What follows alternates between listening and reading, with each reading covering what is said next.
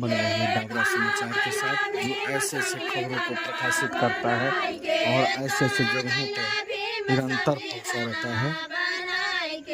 इस मौके पे फौजी राम रतन मौजूद हैं,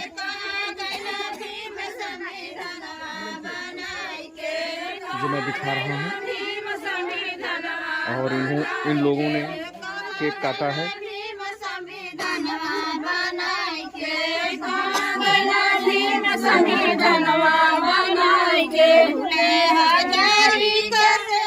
और ऐसे ऐसे जगहों पर डाबरा समाचार निरंतर पहुंचा रहता है और दिखाता रहता है कि हमारे गोरखपुर जिला में और चिल्लू पार में क्या हो रहा है। जो मैं दिखा रहा हूँ महुलिया कोट का मैं दिखा रहा हूँ, जो बड़हगंज थाना क्षेत्र में यह पड़ता है, और लोग यहाँ पे गाना गा करके संबोधित कर रहे हैं डॉक्टर भीमराव अंबेडकर को, जो अपनी यादें और अपना संविधान छोड़ करके गए हुए हैं।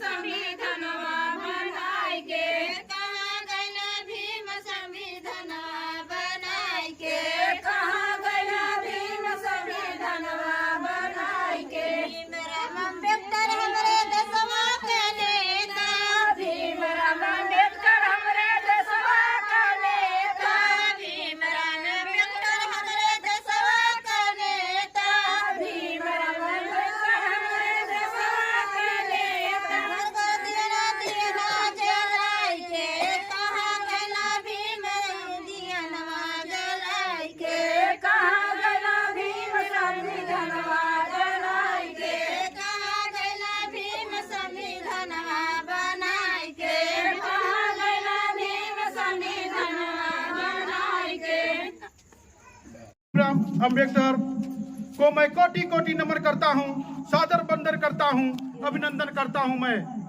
और आज ग्राम सभा भीटी दुबे के एक छोटा सा गांव खुर्द महुलिया पड़ता है, यहां पर 134वीं बाबा साहब का जयंती मना रहे हैं और हर्षो उल्लास के साथ मना रहे हैं। मैं यहां पर सभी को उपस्थित अपने माता बहनों को मैं कोटि कोटि नमन करता हूं। आज विश्व रत्न डॉक्टर साहब बाबा भीमराव अंबेडकर की हम जयंती मना रहे हैं। करुणा के सागर तथागत बुद्ध भगवान को मैं कोटि कोटि नमन करता हूं, वंदन करता हूं। और आज ये हमारा छोटा सा समाज धीरे धीरे अपने तरक्की की रास्ते पर जा रहा है और बुलंदी पर जा रहा है, और यही समाज हमारा कितना पीछे था। इस मसीहा ने, इस परमात्मा ने हमें जीने का हक दिया, इसलिए दिया कि हमारा समाज गरीब है, असहाय है, बेरोजगार है, और जीने का हक इन्होंने दिया। अपने जीवन को कुर्बान कर दिया अपने भारत के लोगों को। ना ही इन्होंने समुदाय देखा, ना ही जातिवाद देखा, और यही एक मसीहा थे। आज मेरी माता बहनों को जीने का हक देने वाले हैं तो यही है। और अपने इस परमात्मा को मैं कोटि कोटि नमन करता हूँ। शायद ये मसीहा दोबारा न आए, लेकिन बाबा साहब ने मरते मरते एक चीज को कह गए थे कि अगर मेरे मिशन को आप आगे नहीं बढ़ा सकते हैं तो आप लोग पीछे भी मत करिएगा, जहां पर है वहीं छोड़ दीजिएगा। जरूर ऐसा कोई मसीहा आएगा, जरूर कोई ऐसा नेता आएगा दलित का, जो मेरे विचार को, मेरे संघर्ष को आगे जाने देगा। उसको भी मैं कोटि कोटि नमन करता हूँ। जब जब इस धरती पर अत्याचार हुआ है तो कोई अपने महापुरुष जन्म लिया है, और उस दिशा में बाबा साहब के विचार जाते हैं, और उनके विचार पर हमें चलने की आवश्यकता है। ये हमारा गरीब समाज है। यही भारतवर्ष में तालाब का पानी कुत्ता पी सकता था, लेकिन हमारे समाज के लोग नहीं पी सकते थे, हमारे माता बहनें नहीं पी सकती है। लेकिन आज बाबा साहब की देन है कि बिसलेरी का पानी आप लोगों ने पिला दिया और आप लोग पी रहे हैं। बाबा साहब ने कहा कि मैं हिंदू में जन्म जरूर लिया हूँ, लेकिन मैं हिंदू में मरना नहीं चाहता हूँ। क्यों?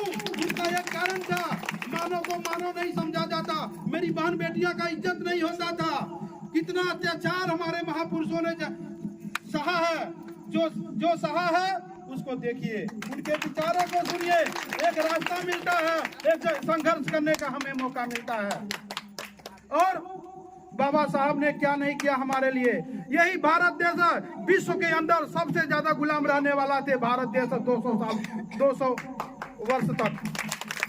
और बाबा साहब ने एक दीपक की ज्योति जलाई, वो ज्योति शिक्षा थी।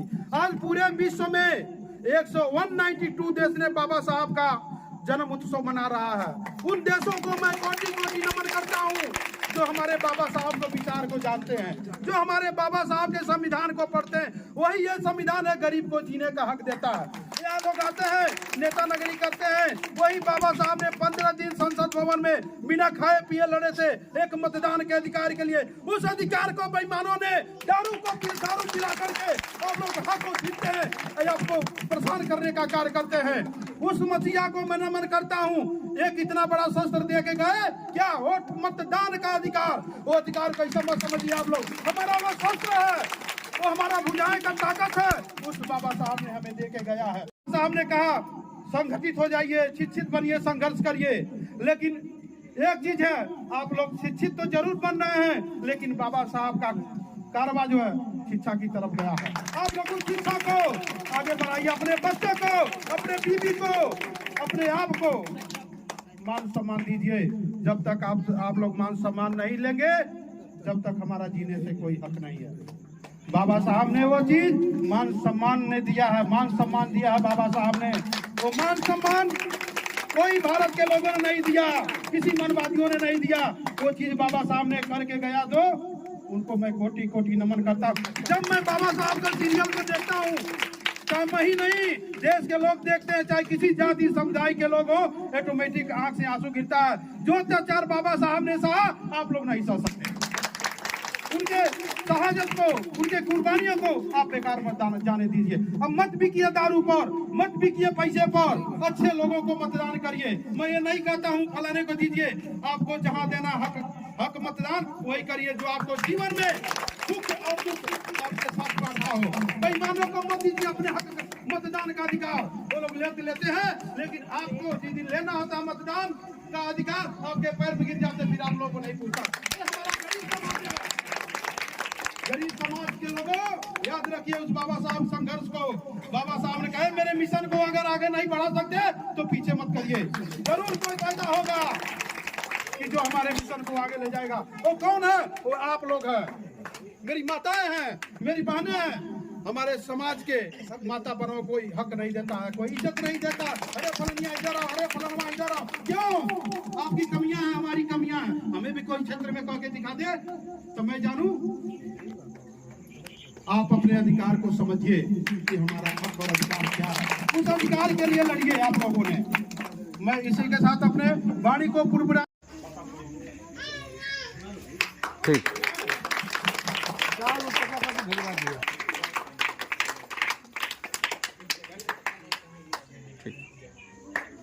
मुझे धरवा में टूटी गईनी पतवरिया, सागर में कवने समा गई हो, बाबा दलितन के काम भुला गई हो, बाबा दलितन के काम। इतने नहीं बा, आपो लोग सुना, आपो लोग लाइक के गीत बा आय के नारी हो लाला कहाँ गईलू धार में भुलाईगी। और राम लखन जी के जेवना जमावेलू, अलाला सासू के मुआरी उठाईगी। अरे अपने गोलमू जी के गोरवो न धोवलू हो, अपने गोलमू जी के गोरवो न धोवलू हो। अल्लाला देवी के घड़ी न ढरकाई। अरे रधिका छिनोरी हो कांधा छिनार, मत समझिए लोगन।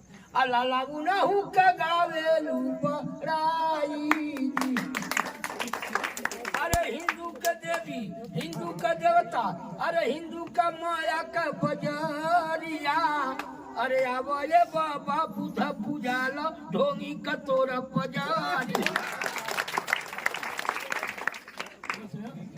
हम बोल रहे हैं